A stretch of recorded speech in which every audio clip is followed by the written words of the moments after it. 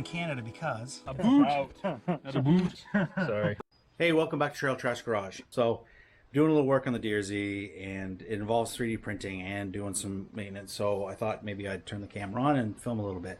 Okay, so I'm trying to do this without getting the lighting all messed up. So for one reason I got the front off, because on our trip, and you'll be seeing this after, probably right after the trip. I don't know, you might not see the trip video for a while. It doesn't matter. The point is, Colin and I took a little trip, multi-day, up into New Brunswick on the KLX300 and the DRZ here, and we were just trying to figure out if you can dual multi-day adventure tour on a dual sport. So it was a mixture of 4-lane, 2-lane, dirt roads, logging roads, and actually there's some trails in there too. Some of it on the New Brunswick trail system, and some of it on just some trails down by Martin Head. There was some rough camping one night because the weather was terrible anyway, and it ruined all our plans. But so on the trip, there's two screws that go in here and here on either side. So they basically have these, and they're fairing spacers. And what that prevents happening is the screw head from boring into the fairing. So you've got shit. Yeah. So you've got a fairing here. You got a hole that fits in there, and it should fit right there. It should be long enough to go through the plastic. And if you see plastic that's eaten up in here, it's because this wasn't being used at some point, and that keeps the plastic steady, and it doesn't allow the screw to be over tightened and to eat that plastic apart and chew it up. I lost the screw and I lost the spacer. Now you can get these from Suzuki obviously, but I don't know, maybe sometime I'll pick one up. But in the meantime, I just 3D printed one. So this was I had the PLA and the printer, so I just printed it as a mock-up. And so boom, I'm gonna reprint these. They're printing now, and PTEG. They don't have to be metal. Even if these get chewed up, like this won't get chewed up obviously, but if this gets chewed up over time, you just print a new one, right? It's not that big of a deal. Eventually maybe I'll pick up some more of these, but I'm missing one of these over the other fairing, so I think I'll just use this one here over down there in that other fairing. I'm going to print two of these for these, and because I hate mismatched bolts, this screw is going to go into my bin of spare screws, and I'll put two stainless in there. All right. I've had some battery issues on this bike, so it died, and after I put a new battery in it. The battery that was in it when I bought the bike, the guy said it's not good, and I don't know how long it'll last. And I said okay, whatever. So I ordered a new battery, and I ran on the old battery for a while, but it doesn't hold a charge real well if you park the bike for a few days. And I've looked for parasitic draws, I can't find one. It just seems to be the battery is it's weak or something. So it does charge though. It will take a charge. It just doesn't hold it for very long. So where I couldn't find a parasitic draw, and I did put another battery in it. It's a cheap eBay or Amazon battery. It blew up. It just died. So they replaced it. They sent me a new one, and I put that in last night. I wanted to get a charging port, and B, I wanted to get a voltmeter. So what I've done is I've wired in a line here, and I cut they didn't provide enough wire to go all the way back to the battery. So this does it will get changed eventually, because the gauge of the wire is not very thick, and this stuff is a thicker wire on this one. So I think I'd rather have the thicker wire. I had originally ran this to run a phone mount and charger, a wireless charging for the GPS. But my old LG G7 died in the rain on our last trip. It killed the screen. I can hear it still doing things in the background, but anyway, it died. And my iPhone got killed. So something went in the camera, and it just jiggles around. Apparently it's an issue and vibration or something. So I'm using an old iPhone until mine gets repaired. So I don't know if I'm going to go back to this and use this again. We'll see. I may have to scrap that whole idea and go back to plan B. But I did want this anyway. I want a voltmeter. I want to see what my battery's at. So, and this is supposed to be waterproof. We'll see. I mean, Even stuff that was supposed to be waterproof on this last trip, that was so wet, so rainy, and so humid that the water just got into everything, and it ruined a few things. A few things weren't working until they got super dried out. So I printed up again. I printed up a mock one, and I don't know what I did with it. Oh, right here. I printed up this. It's gonna attach to the bottom like this, and it should pop out in front of the ignition. But I just had to change the shape of it a little bit to accommodate more like the curves of the ignition switch. There was a section that was sticking out too far. I had to chop it off, and then I grabbed the measurement, and it was too thick. So I slimmed it down to get this a little deeper in underneath the shield. So this is the old one. We're out. Okay, here's the new one, PTEG. We're gonna do this up. We're gonna put this in. So first, let's get the bracket in. So I've unhooked the dash so I can get 2 screws back here. And then this will go through here and around that. And boom, right there. Yeah, I moved that back in. There's just a little tiny bit of interference there. But I think that should be fine. I think we'll be okay. Just a little tiny, it's I just took like maybe a millimeter out of that. More than I should. Right there. Hold on, I'm just gonna buzz it and I'll bring it back. It's a little bit off there. It's just because the edge of this is at a chamfer, like it's a angled or chamfered or whatever you want to call it. And you do have to find longer screws. I went through my little pile of screws and found some stuff that's longer to accommodate the width here.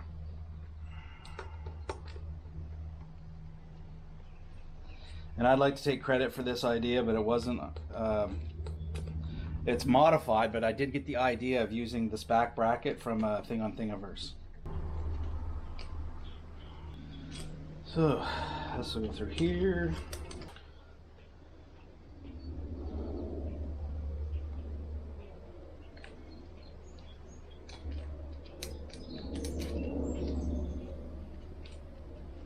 And this all may change again because my switch for my heated grips, I needed them and it's not good. It's not waterproof. I should have packed it full of grease or something, but anyway, the contacts inside just rusted to pieces and yeah, it's toast. So I got a waterproof switch coming. We're gonna see how that works out.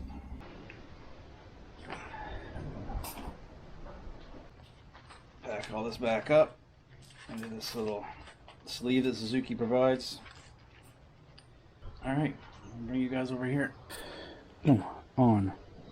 Okay, bike's on.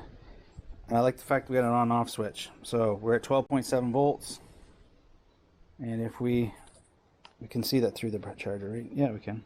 So 12.6 volts. Well, let's see if she'll start. Yes, we're down 11 volts. Okay. Let's put our choke on here.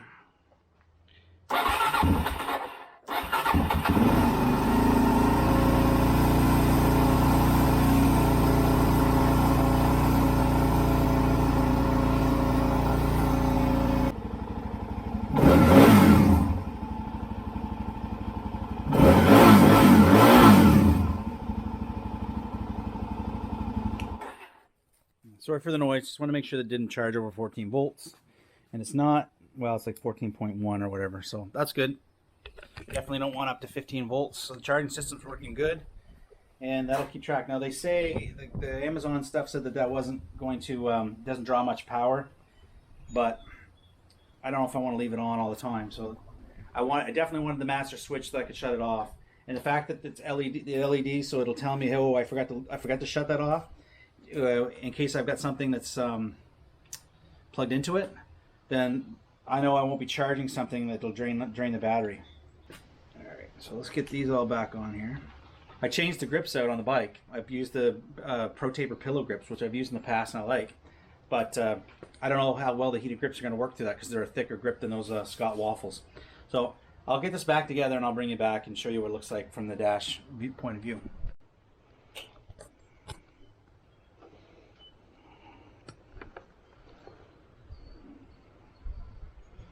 12.7. All right.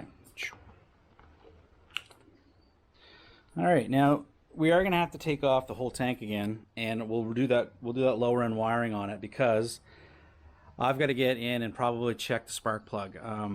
You notice when I had the choke on, I got a backfire, and that's never happened before. So I'm wondering if the spark plug needs to be changed in there.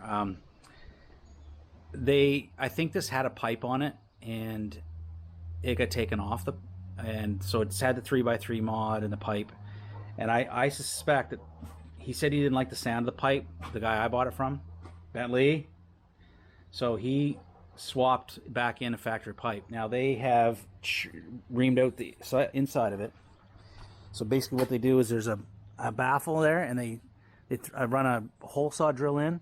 And so it is a little louder than stock, so it flows probably a little better than stock, but it may not flow as good as an aftermarket can. And so maybe the plug's a little rich. Yeah, because it started, that trip that we did, it started to, I don't want to say act bad or whatever, but it doesn't seem to run as clean. It doesn't seem to be running as clean as it did when I first bought the bike. So I want to check the spark plug, make sure I'm running, lean or rich or whatever, right? Because I've never really verified the jetting on this bike. I have a box of jets over there, so I know they've done some monkeying, but I just don't know what. So I think at some point here, that'll have to all come back off. And since I got to take the tank off to get to the spark plug, I might as well rerun the wiring. I'll run some thicker gauge wire up here, and I'll probably, to keep me from running back to the battery on a bunch of stuff, I probably will run one line up. We'll fuse it, and then we'll run the heated grips, we'll run the charging port, and maybe the phone wireless charger if I ever use that again. We'll run all that back to one connection, and that'll all run back to the battery, and along with the voltmeter to monitor it, and it'll be fused. So that's probably what I'll do with that. So we'll do those rewirings when I have the tank off for that spark plug, and maybe we'll check I don't know if I'll check the valves too. I might check the valves. Never been done. It doesn't have a lot of kilometers, but you never know. And we'll adjust the timing chain too, because I think it's a little noisier than it was. When I got it, it was a little noisy. I adjusted it, and now it may be time for just a small adjustment. So we will see. An update on the tires. So that's the IRC front that went on this fall before the before the trip to Cape Breton for the the ADV Dual Sport Adventure Guide. And then I'd used the D606, which was wearing down pretty good, and so for this trip I decided to take the D606 off and put the IRC trials that he threw in with the bike when I bought it, and we had to do some highway 4-lane burning, and yeah, she's not doing that well, so it's going to be tire time, and I have no idea what to do for tires. I really don't. I'm tempted to go back to Shinko 244s. It's been my standby for a lot of years. I like those tires. There's compromises. They handle road work really well. I'm really impressed with the road manners of that tire, but you are compromising in the dirt with them. They're a 50-50 tire. Now, I do have one of these. Now, I don't have it. This is for somebody else. But I have it here in the shop before, because it hasn't gone on the other Collins bike. And it's a Tractionator Rally, I believe. No, it says it's an Extreme Me hybrid. I thought it was the RALs. Extreme Me hybrid. So I don't know. I don't know where that slots in. I was looking at Motors the other day, and it was the RALs and the Adventure. Anyway, and they keep calling everything Tractionator. It's so confusing. Anyway. You've got large lugs here. You've got offset lugs by a little bit. Like, you can kind of see they're offset somewhat. It's still got quite a sporty profile. So, I don't know. Everybody says these are the cat's meow. So, Colin likes his Tractionators. Everybody on the internet just raving about the Tractionators. The problem with the Tractionator is they're $200 a tire. That's the problem with the Tractionator. Yeah. Whereas couple other brands I could get, like a D606 to put back on here. And I love the D606 in the dirt. It's just on the street. It sticks well, but here it is. Here's my old one. She just squares off if you're doing any road mileage on it. It just squares right off. So, and super stiff sidewall. They're not fun to change either. But anyway, so I don't really know what to do with tires. Do I do a 606? Do I do a Shinko 244s? I mean, both those tires you can have for under $150. And when you're changing both tires, you're saving at least $100. So you're looking at $300 a set instead of $400 a set.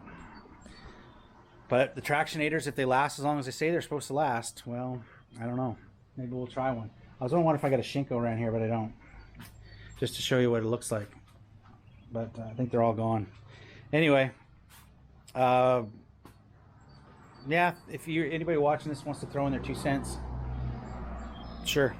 We are a little limited on what's available here in Canada. I know some of the Aussies like the Mitas, but they're hard to find and they're expensive when you can find them here in Canada. So I don't know. We'll see. In any case, that's probably it for this little mini job. All right. So for Jeff at Trail Trash Garage, I'll catch you on the next video. You know we're in Canada because... A boot! That's a boot! Sorry.